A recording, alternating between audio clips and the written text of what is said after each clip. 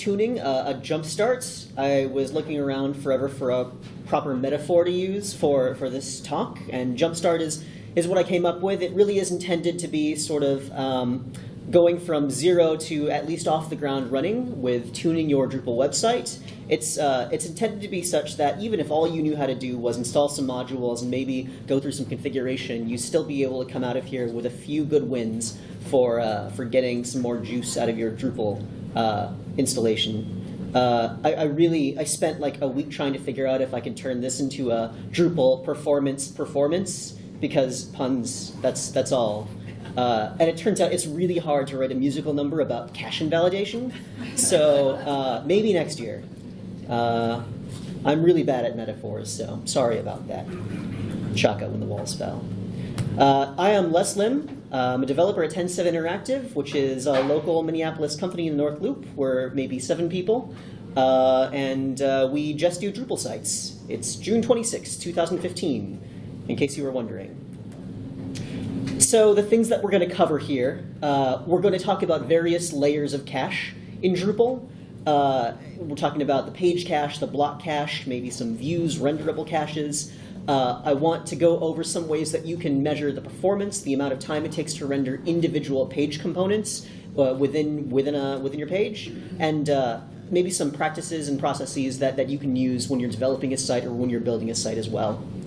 Some things that we won't cover, external caches, things that Drupal is not doing. So things like Varnish, Memcache, Redis, CDN, these are wonderful things, and they're great next steps after you get the basics down. But each of these things here can have their own conference assigned to them, and it's simply just out of the scope of what we want to talk about. If we have time for questions at the end, we can certainly go over them. I'm also not going to go over any advanced profiling tools that require you to install anything special on your own development environment servers. So Xdebug, even though that's a wonderful tool, XHProf, even though that's a minor miracle, New Relic, these are out of the question for now.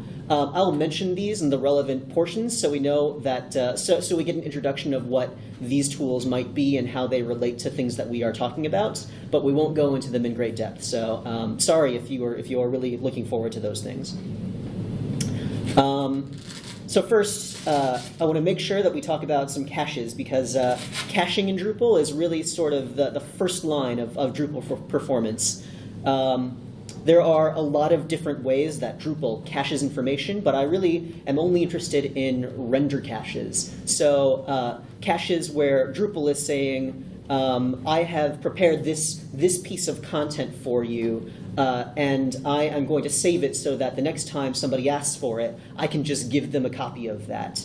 That includes things like the page cache, that includes the block level cache, that includes some contributed module stuff, such as the views and the panels ecosystem. Both of those come with their own caching sub-mechanisms for renderable bits of content on the page.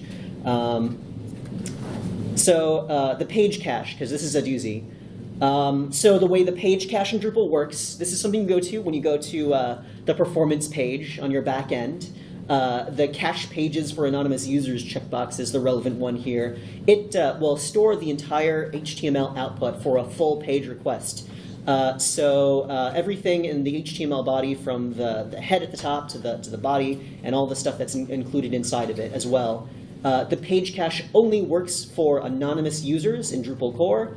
The reason for that is because when you're logged in, the expectation is that there are things on the page that are going to be different for you logged in. It might have administrative menu options for you to display, or you might have things that are related to your admin editorial permissions that it needs to show you. In any case, the page cache is specifically intended only for the class of users who is not logged in.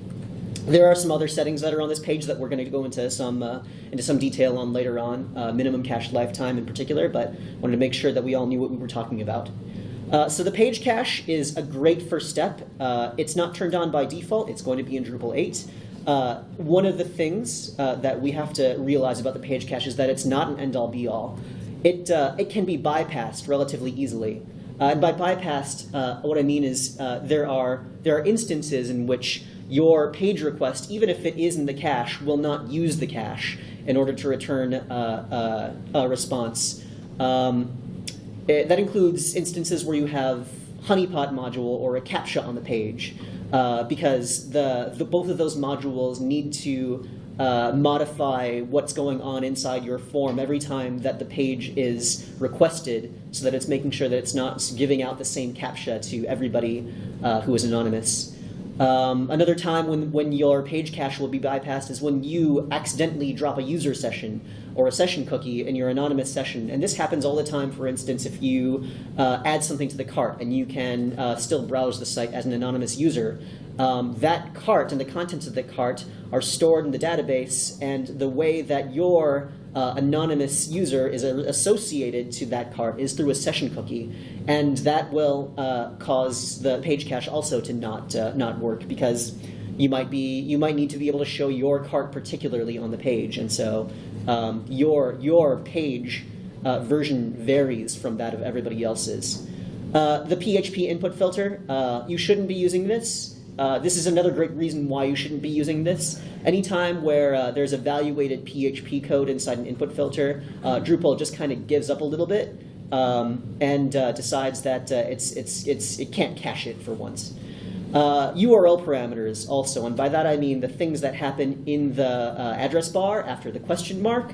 So you've seen the things that Google Analytics might do, which would be to include like a UTM campaign parameter in your URL, something that gets used by Google Analytics to decorate its own information reporting. Those parameters will cause a new version of the page to be cached with that full URL. Yeah. What about post parameters? Post parameters? Those.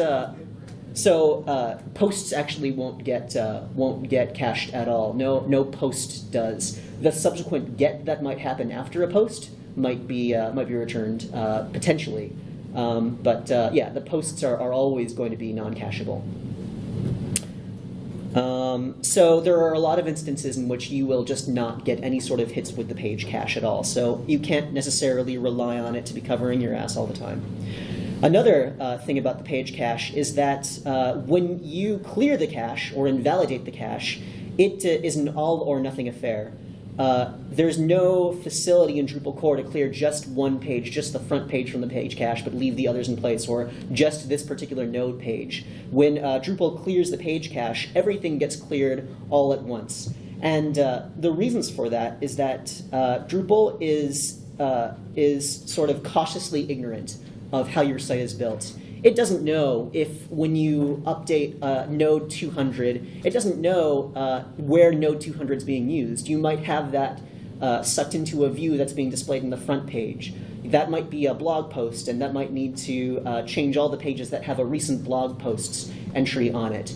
So without any better information about how you're using things like how you're using nodes or other pieces of content, the only thing it knows how to do in order to not show stale entries is to clear the entire thing and start the cache over from scratch.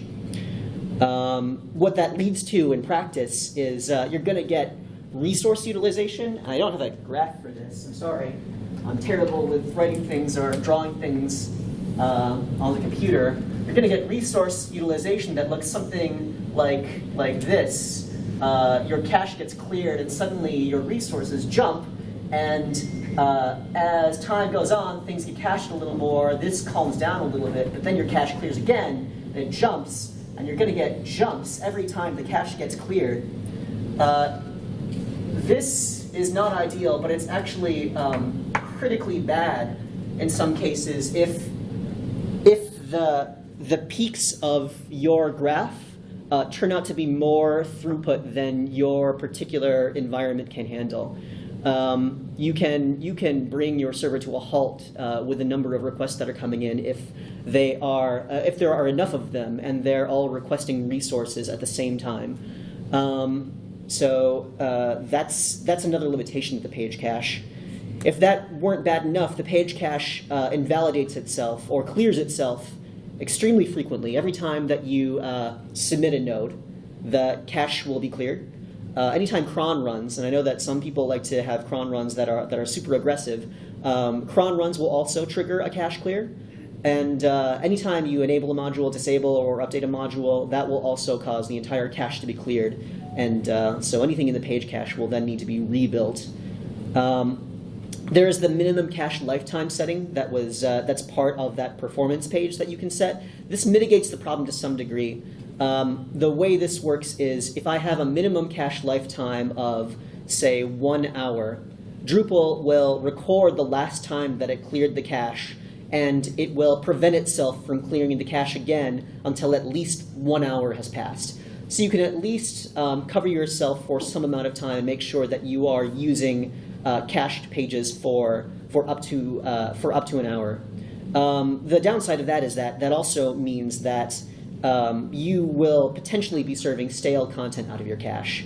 If I updated a node with half an hour to go in my minimum cache lifetime, any pages that have already been cached that were using that node in that last 30 minutes, those will still be served as old content. That won't be flushed and regenerated until the next time you've allowed the cache to clear.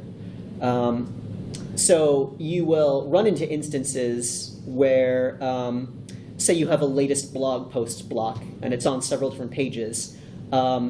Some of your page requests will have the old version of that from before you added a new blog post, while others, which are rendered by Drupal later on, might show the different updated version of the blog post. And as you navigate through the page, you'll see inconsistencies in that because the cache is not consistent and it hasn't been able to clear itself out.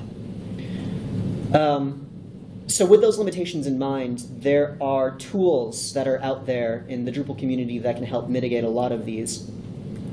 One of them is Expire module. This one's great. This one is something that you should consider using regardless of your actual cache strategy. The idea behind Expire module is that it gives you a series of rules that you can apply on the user interface about exactly what pages or paths that you want to be invalidated from the cache. And by invalidated, that's our term for remove them from the cache so they can be rebuilt again. So in the screenshot, we've got so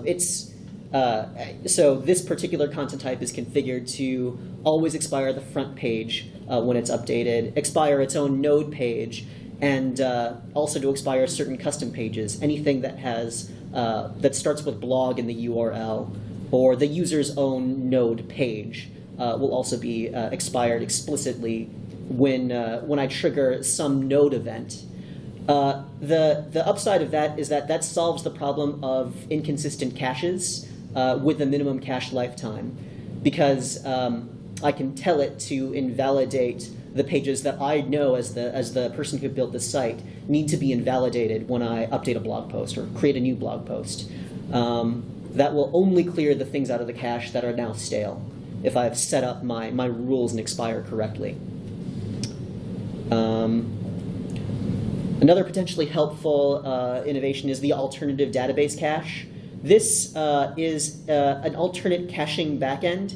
It's a module. It also takes a little bit of setup in settings.php. The installation instructions aren't that hard, but the way this works is it applies that minimum cache lifetime value. Instead of making it something that applies to the entire page cache as a whole, it applies that value to individual items in the cache. So that if my cache lifetime is 1 hour, that means that the front page is guaranteed to be in the cache for at least an hour, and then each individual node is guaranteed to be in the cache for at least an hour. Without that kind of logic, then I might cache something at the 59th minute of the page cache, and then the very next minute, the entire page cache will be cleared.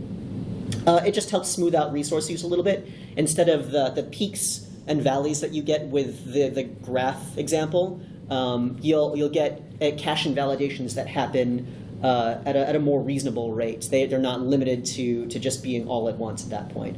And it can also be used with the expire module as well. All the same the same expiration logic that you apply with the expire module will still work with the alternate database cache. Another option, this is relatively mature in the Drupal ecosystem, is something called Boost.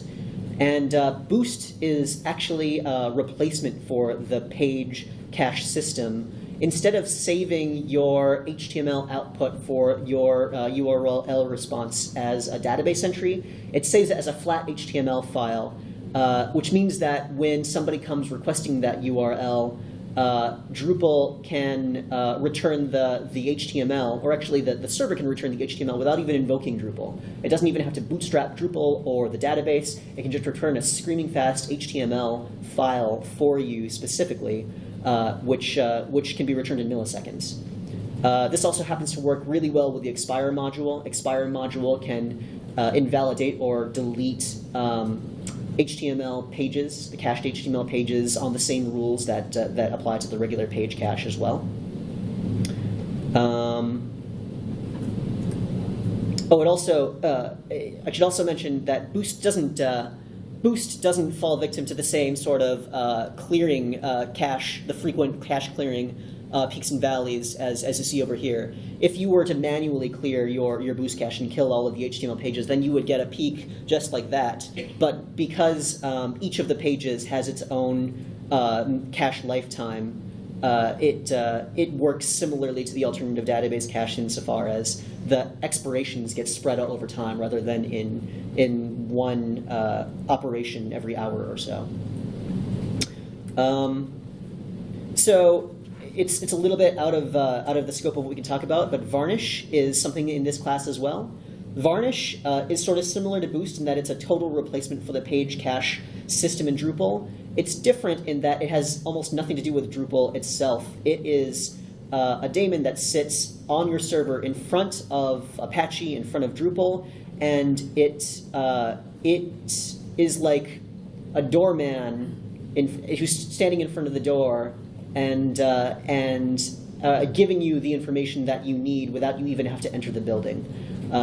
It's extremely fast. One of the reasons why it's so fast is because you can store the contents of your HTML cache directly in memory, and you can get responses back from a server in less than a millisecond in many cases.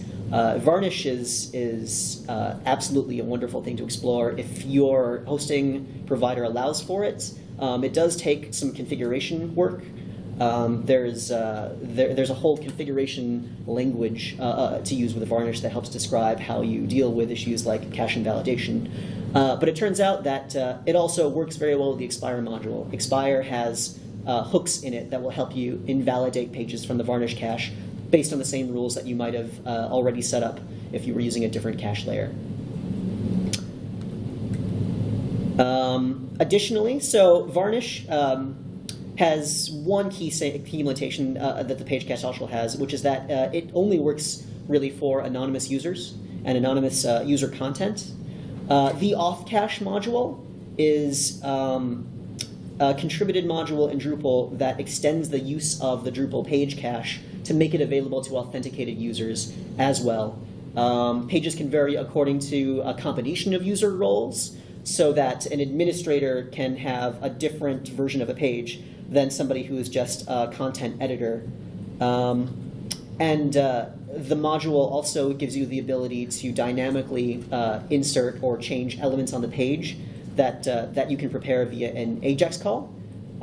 This is a higher degree of difficulty by a lot, and it's almost definitely something that you will need custom work on in order to really utilize to its fullest extent. But this can be a huge issue if what you have is a lot of authenticated user traffic on your site. So the BlockCache now is it's similar to the page cache. It stores one fully compiled block. So all the information that the block needs in order to render its content, it's stored in the cache and ready to be rendered extremely fast. Being able to cache blocks is important for logged-in users, people who can't use the page cache because they have a logged-in session. The block cache allows you to determine parts of the page that maybe can be saved and reused for them, even though they're logged in. Not only that, it's sort of useful. It's actually extremely useful for anonymous users too, because anonymous user requests still render blocks, and even if you have the page cache turned on, you're going to have plenty of instances where there is no page in the cache yet. It still has to be built from scratch. If you've got a warm block cache, then the process for building that anonymous page request or response can be taken down quite a bit. Each block has a setting on it that determines when you can cache variants of each block. So the variance of each block is interesting. The idea is that your blocks may show you different content depending on the context in which you're displaying the block. An example of that is that I might have a user block that's showing me the author of the node, a headshot of the author of the node, and the author's name and email address, and I'd want that block to show me a different user if I'm looking at a different user's blog post, for example. It's the same block, but it varies according to the node user author. Blocks can be varied by several different mechanisms. We'll go over that in a sec. So lowers times for anonymous users when the page cache is cold. Go through that. Here we go. So these are the contexts by which we are able to vary a block. We can tell blocks that they are in fact global, that every time that we are looking at this block, it's supposed to show you the exact same content no matter what, just like the page cache would work. We can tell it that a block needs to vary on a per page basis, which means that every URL I visit, I might have to regenerate the contents of this block. But if I were to come back to that page, then I can use the cached version of that block for that page, which is useful if you have anonymous users who are hitting that page. Several different anonymous users hitting that page will still be able to use that cached version of the block. You can vary a block by role, which would mean that an administrator could get different contents of that block compared to an editor. Those roles are combinatorial, so it will cache a version of that block according to whatever combination of user roles you happen to have. And everyone with the exact same combination of user roles will then be able to share that particular cached block. And then some of those strategies are also can also be combined, such as per role per page. So every user of a particular role on a particular page might get some variant, the same variant of that block. There are a couple examples which we can go through to sort of illustrate that. So a hypothetical block, that's the navigation of your site. It's a mega menu, but it's the same content for everybody. It's on all pages.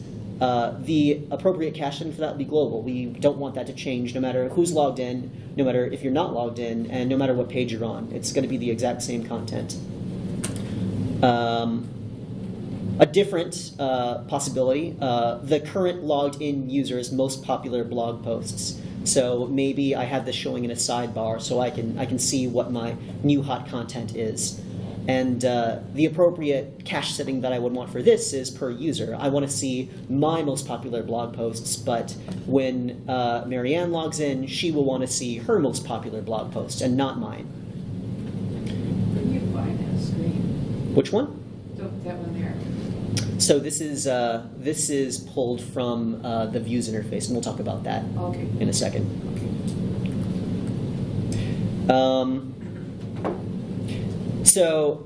Another one, a block that has moderation options for the currently viewed node. So something that's intended for administrators. Say administrators have several different options like publishing or deleting. Well, editors should only see just a small subset of those options. They should be able to only publish the node, but they can't delete it. The appropriate cache setting for that would be per role, because it needs to vary according to the administrator or editor, but also per page, because you need those options to be to be relative to the current node context as well. So the block cache, just like the page cache, has its own built-in limitations. The cache settings that are available to you, the ones that were in this list, these are unfortunately hard-coded in Drupal. You can't describe additional cache strategies and have them available in this list. You're stuck with what Drupal gives you in Drupal 7 currently. So you can come up with a hypothetical example of a block that that has a cache context that is not one of the options that we have available. So like that option we were talking about where a blog or a block shows the current viewed node's author profile. So the person who wrote the node with a picture and bio.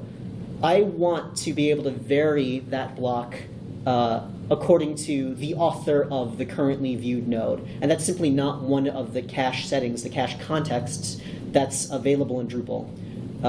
The closest thing that I could do here is cache it on a per page basis. So every time I'm viewing a new blog post, it caches a new version of this block. It's not optimal because it'll be the same, it'll be a duplicate output for all of the blog posts that author writes. But it still gives you at least some measure of caching, but not the greatest, not the most optimal level of caching. Another hypothetical would be a block that contains a pager, a views display, and it has a pager incorporated inside of it. The block caching system has no idea what a pager is. It can't do anything about that. It will just show you whatever it generated for the first user that happened to request that block. And if you were to try to request a different item in the pager, you wouldn't be able to do it. The cache setting that you need has to be do not cache. You could actually also get away with caching by page because the pager is part of the URL parameter, but it's still illustrative of some of the differences, of some of the difficulties that you get when you need to be able to vary by things that Drupal doesn't know about. It also happens to be totally ignored if you were logged in as the super user, which is one of the reasons why you should never use the super user as testing when you're logged in. If you absolutely need to use the super user to build your site, as the site builder, that's fine. But when you are determining whether things are actually working or not, you should always be logged in as the kind of user that you are testing for, or not logged in if you are testing for anonymous user traffic. The block cache is also totally unavailable if certain node access modules are being used. And that includes, there's the actual module named node access. It's whether or not it's using a certain table in the database called the node access table. And it will tell you by graying out or not allowing you to turn on block caching if you have one of those modules installed. This is something that in recent versions of Drupal you can actually bypass. You can put a line in your settings.php that still allows you to use the block cache even if you have node access modules installed. So that's something to be aware about. Another thing is just like the page cache, block caches are subject to frequent invalidation. And just like the page cache as well, this is often all or nothing. The entire cache is cleared or none of it is cleared. And the times in which the block cache gets cleared are pretty similar to when it gets cleared for the page class as well. When you submit a node form, when you're editing or saving a block, cron runs, module updates or enabling or disabling, just like the page cache, you can still set the minimum cache lifetime that will make sure or force the block cache to stay in cache for perhaps longer than it would like to. But you will be dealing with stale content in that cache that you could be serving. And as far as I know, there's no contributed module equivalent of the expire module, which allows you to define some rules to only invalidate certain blocks. I could be wrong about that. There's nothing that I'm aware of, though. So that's a slightly harder problem. There are some enhancements for the block cache that are available to you. So for starters, there's nothing in Drupal core that allows you to change the setting for a cache, that allows you to make a cache per user instead of per page, or to tell it not to cache something. The block cache alter module gives you a user interface on that, so that on the edit page for a block, it will show you the interface to be able to choose, this is the cache strategy that I want to use for this particular block. If you're feeling more adventurous, you don't need the contributed module at all. Block cache alter is just a user interface around the function in Drupal, the hook called hook block info alter. So if you had some development chops and you had a module in which you wanted to make these changes, you could implement hook block info alter and set your cache strategies for blocks that have been registered in the system. It saves a database call because it's a BlockCache alter module. It doesn't have to retrieve the settings from the database, so it's marginally faster as well. And hook block info alter is a pretty easy hook to implement. It's a good starter hook to get into. There's not much more I know about helping out with a BlockCache. This is the best I know of in terms of tools that are available out there. Luckily, there are caches other than block caches in Drupal for things like the views ecosystem or the panels ecosystem, which are pretty ubiquitous nowadays on a lot of Drupal sites. So the views cache and the panels cache, and I'm going to treat them all as one lump because they behave really similarly to each other, and in fact they were written largely by the same man. The idea behind that is that, again, it stores HTML output, but it stores it at the level of a particular views display or a particular pane of the panel. And one of the really nice things about both the views cache, the panels pane cache, is that it is aware of some of the common things that you might need to vary a views cache item or a panels cache item by. It is aware of its own pagers. It's aware of any contextual values that you've passed into the view or contexts that are available in the panel, and it automatically takes those into account when it does its own caching. So that can be a huge win. In fact, in a lot of cases, you can turn it on without necessarily having to worry too much about the cache context involved. Out of the box, the kind of caching that views and panels gives you is time-based. So you set the period of time by which you would like this cached response to be in the cache, after which that panel pane or that view is allowed to be regenerated. So in the instance on the left of the caching options for a view, it's set for 1 hour of caching for this particular view's display, and you know that this particular view won't be regenerated for at least 1 hour after the last time that it was retrieved. And again, the caching context, things that might cause that view to vary, those are for the most part already taken care of. Similar to what you see on the panel setting as well, there's a lifetime for it. There's a granularity which has to do with some of the settings of your panels, and that's kind of out of the scope of what we're talking about, but those are similar sort of concepts. There are enhancements that you can make to both the views cache and the panels cache. Both views content cache module and panels content cache module will give you different mechanisms to use for invalidating either views cached items or panels cached items.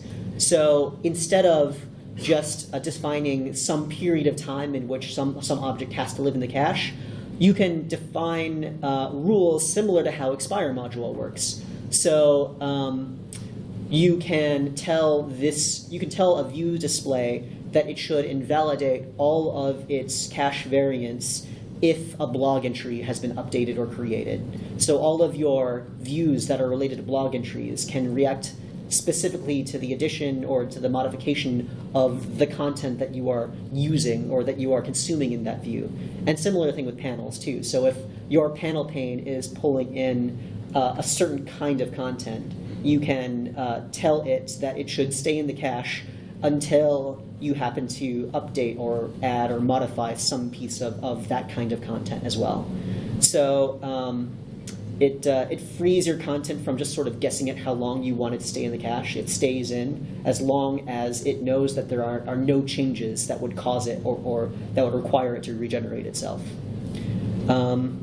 Views cache bully is another module. It's available only for views, but the idea is that caching should be available on all views by default. So it does that. It will go through, turn on the page or the views cache for any view that you have. It will set it to some default time that you configure, and it does that all in one fell swoop.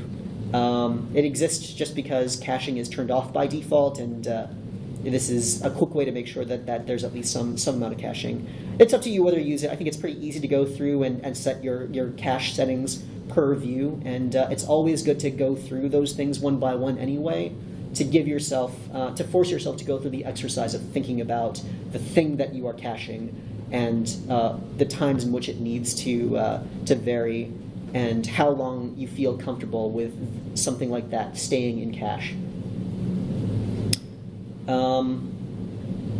So that's a lot to talk about for caching. I want to quickly move into a different component, which is being able to profile and get timing information for various page components. Because caching is great, but in some ways it's just a band-aid. It's a way of just shortcutting the rendering of some element. But if the element itself is just slow to render, then you've got deeper problems that caching perhaps can't solve. Part of the difficulty when you're trying to optimize things that you are building on a Drupal website is that you don't necessarily have good information about how long it takes to build that block or to build that panel pane. So you don't necessarily know where your rendering bottlenecks happen to be. There are tools in Drupal that will give you more information about the timing for things. The develop module at a very basic level can time the amount of time it takes to render a page from pre-bootstrap all the way to delivering the page. It doesn't itemize out components at all, but at least it gives you some baseline for just how long pages take. And you can also see how much memory the request has consumed at that point as well. But that's still just at the very high level, just getting information about the timing of your page. There's a tool that I've been using locally, and I've made it a sandbox module. I did this last night, actually.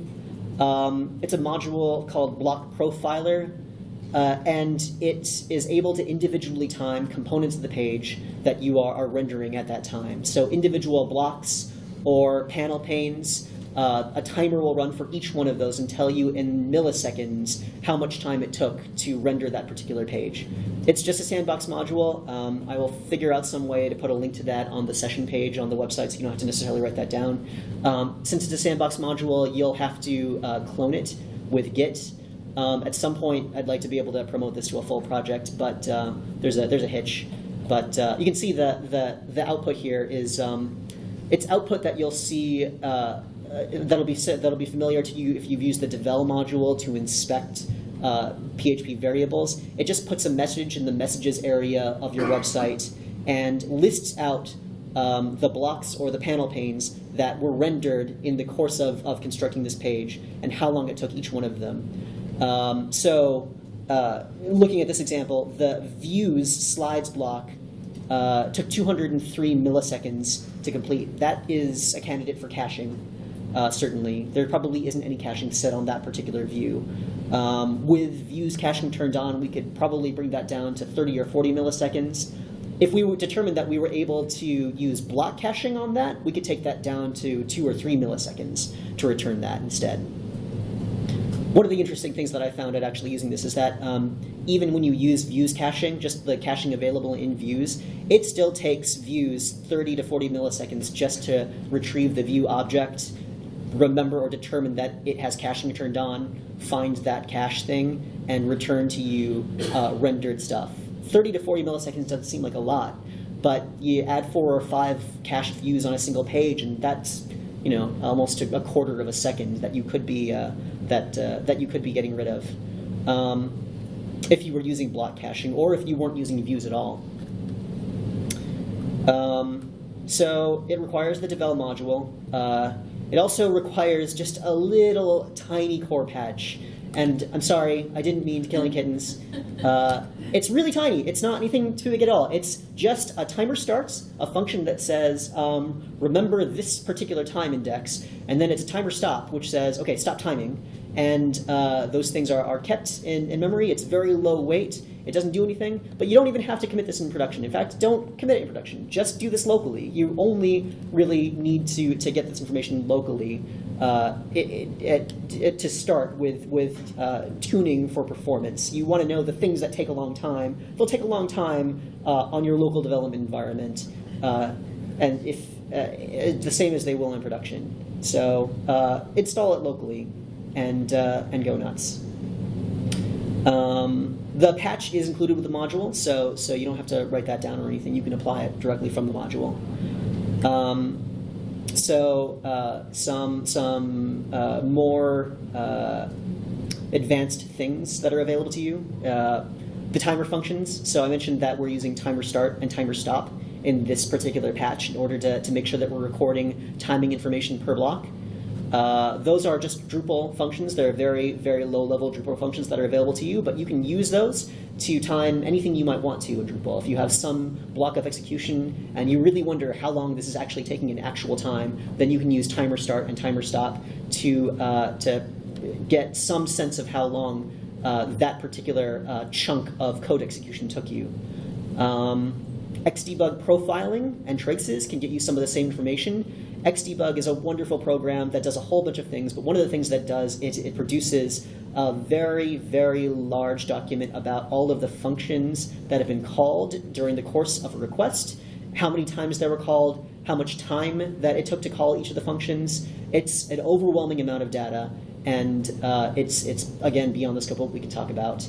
One of the things about it that you can use is something called traces, which is similar to timer start and timer stop. You can put a start trace and a stop trace in your code, and you will get not a full profile report, but you'll get sort of a really small, dumbed-down profile report of the function calls that were made from when you started the trace to when you stopped the trace, and how much time had elapsed during the trace for each one of those steps. So again, that's something that's somewhat useful if you want a little more information about timing. XHProf is, this is in line with what we're talking about here, which is getting an idea of how long things take. It is similar to Xdebug profiling in that it can get you some information about how long it takes, or the functions that are called, what's calling them, how long each function takes to be executed, how many times they're called. XHProf has the distinction of generally being regarded as safe to use in production, which is some sort of magical voodoo that I have no knowledge of, really. It's something to look into. It's something that you might hear something about. It's something that's getting some use, but it can get you some really great information about how long things are actually taking in a production environment, which is information that is hard to come by in a lot of cases. Just quickly, too, so when we're talking about tuning a Drupal installation, a lot of the times the things that are going to take a long time are SQL queries. Execution of PHP code, depending on how much you're doing it, can also take some time, but really the database layer is one of the major bottlenecks for performance in Drupal. Getting an idea of the things that are taking a long time on the database layer is a little bit tougher.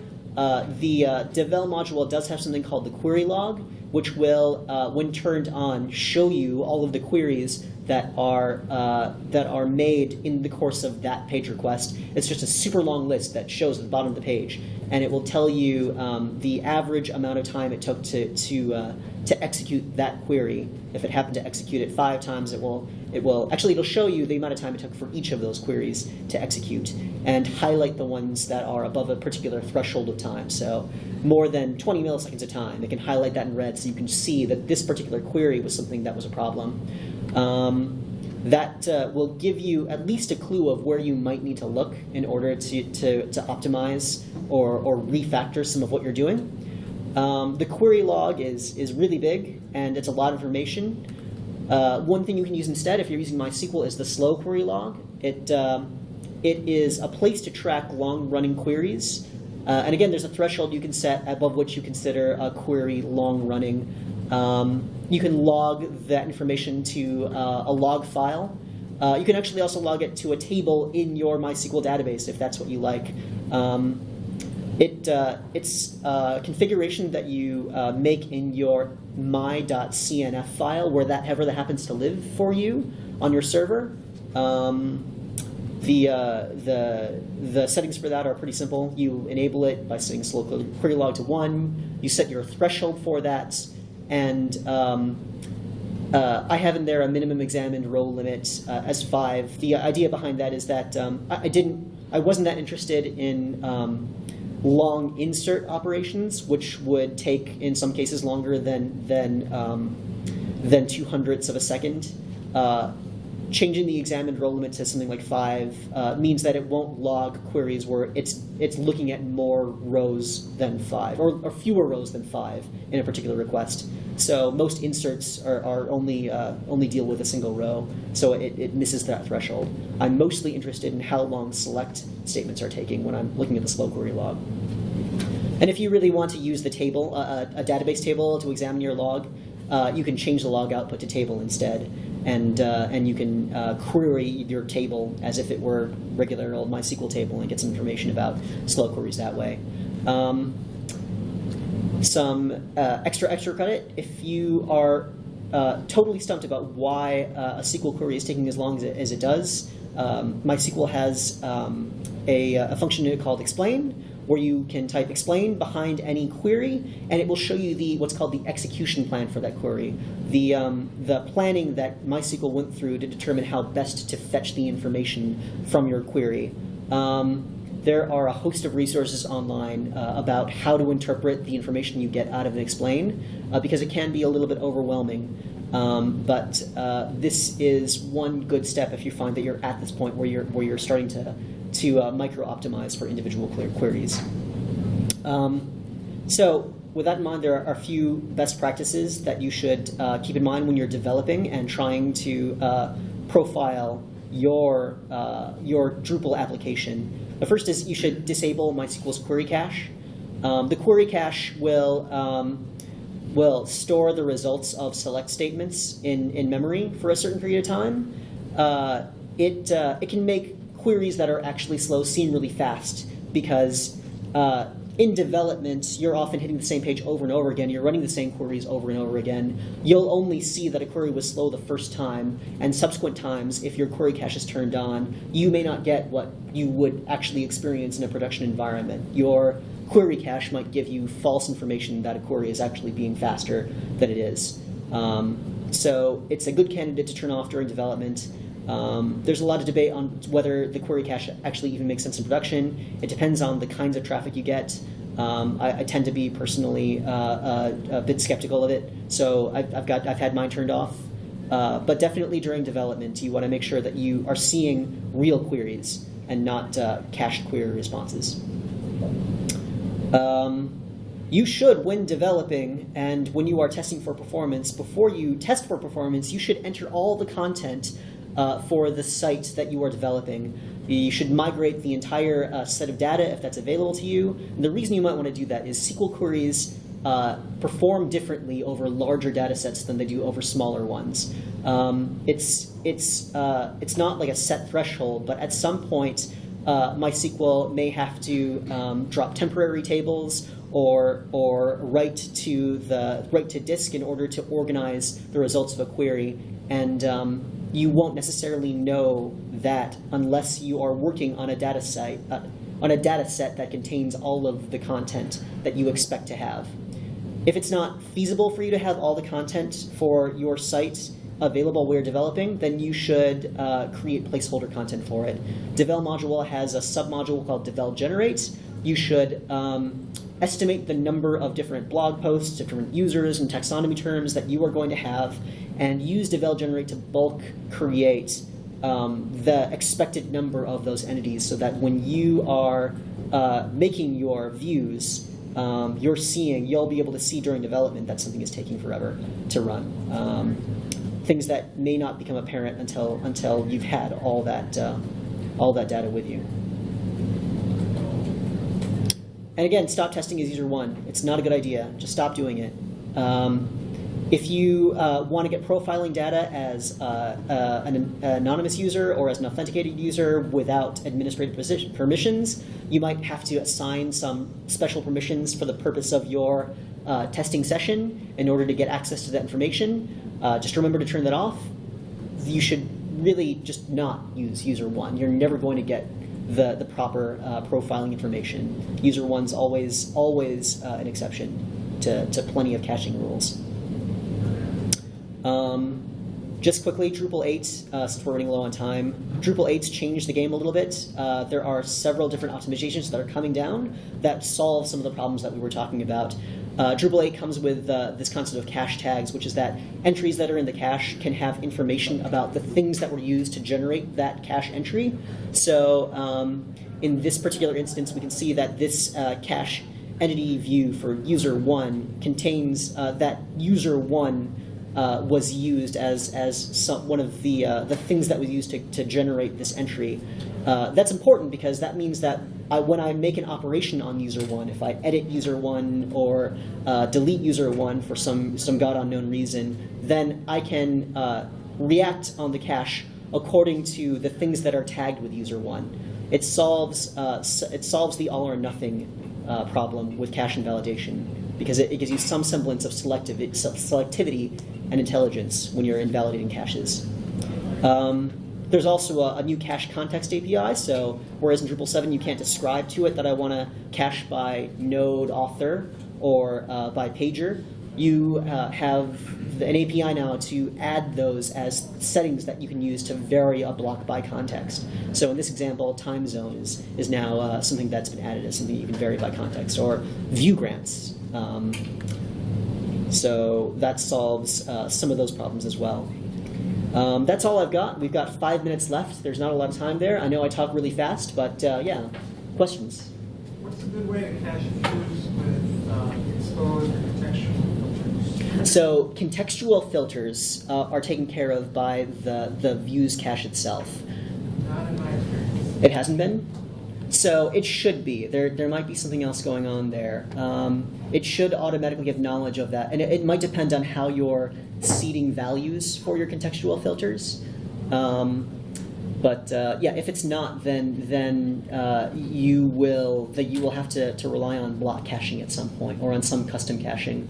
One of the things that I've done is when I need to render a view and I need to establish some very peculiar or particular cache context, I will create a block in code. In the block in code, I will programmatically call that view and give it the arguments that it needs, and I will implement like my own caching mechanism for it. So using just the cache set and cache get functions in Drupal, you can cache the output of a function, output of a view, and do it according to whatever rules that you set yourself.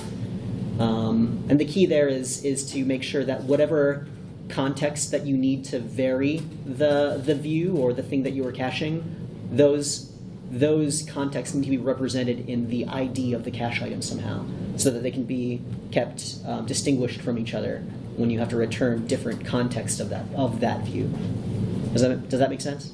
Yeah, I guess I'm just curious why views. You said earlier, if there's a parameter of URL that doesn't cache, but I found that if you turn on caching for an exposed filter in a view, you'll get stale results. You won't get what you would expect. If it's passing the value, it shouldn't be caching that, but it does. Yeah. So one of the workarounds for that, if that's that what you're experiencing, I can't speak to what Views is doing with the exposed filters because I simply don't know. If you were to implement it as a block instead, so you actually have both options. If your display in views is a block, you'll have both the views caching options and the block caching options available to you. So you can stop using views caching but enable block caching and tell it to vary by page, and then the URL will include the exposed filter values that are selected and vary according to those things. Yeah.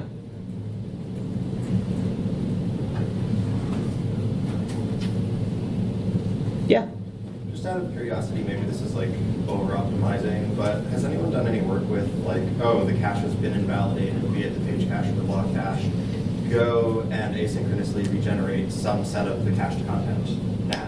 So like a cache crawler, something that before waiting for a user to come along. So the Boost module has a submodule in it that I have no experience with called the Boost crawler, and it's supposed to do some of that stuff as well. So when there's an invalidation event, then the crawler will go through and try to re-warm the cache for those items.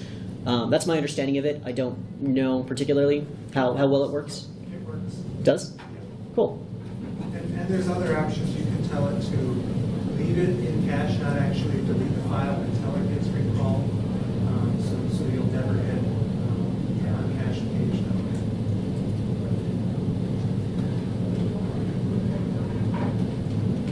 Yeah. You mentioned explain in my use with MySQL. So if you use that to find that the SQL statements are not performing, so is there any way you can change it in Drupal? That you can so it sort of depends on the reasons why the query is not performing well. So one of the things that you might run into is you've got a view and you are sorting by some particular thing, and you're not realizing that the sort by that you've added means that Drupal can no longer use indexes on those tables anymore. As if you've got a really large data set, that query can get really long really fast. You might, if you knew about that and the explain told you that, you might decide that you didn't need to use the sort by, that you could use a different parameter or different something that was on the base table of the view to sort by instead, which would be faster. Or you might decide that you could add additional filters to limit the set of items that is retrieved before it starts to sort, which would also reduce the amount of time it takes for that query to execute.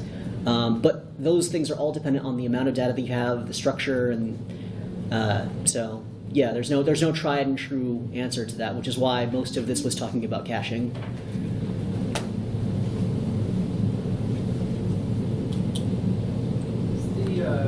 Masquerade module, is the caching applied to the user that you're masquerading as, or is the one that?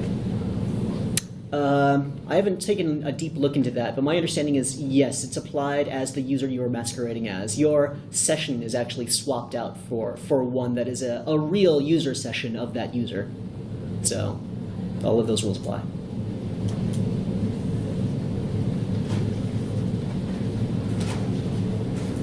Thanks. I think we're out of time. Thanks.